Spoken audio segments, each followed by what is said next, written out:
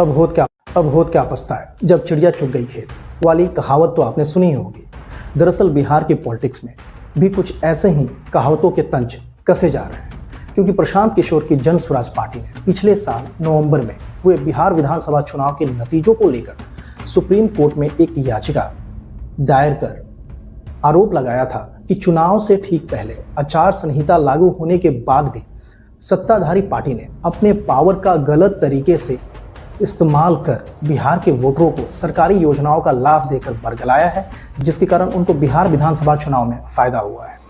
जन स्वराज की ओर से उनके वकील आदित्य सिंह के माध्यम से अनुच्छेद 32 के तहत दायर याचिका में कहा गया था कि आदर्श आचार संहिता के बीच मुख्यमंत्री महिला रोजगार योजना में नए लाभार्थियों को शामिल करना और उनके बैंक अकाउंट में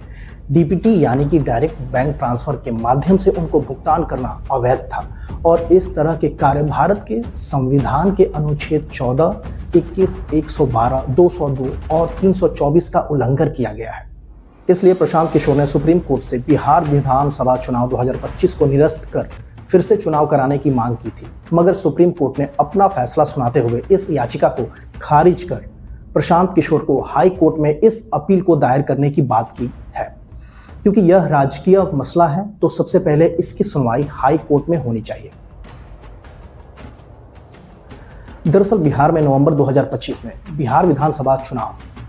होता है और उस समय की रूलिंग पार्टी एनडीए की तरफ से कुछ ऐसे निर्णय लिए जाते हैं जिसका सीधा असर बिहार की जनता यानी कि उस समय के वर्तमान वोटरों को मिलता है, जिसे आजकल की मेन स्ट्रीम मीडिया इसे फ्रीबी या रबड़ी के नाम से संबोधित करती है।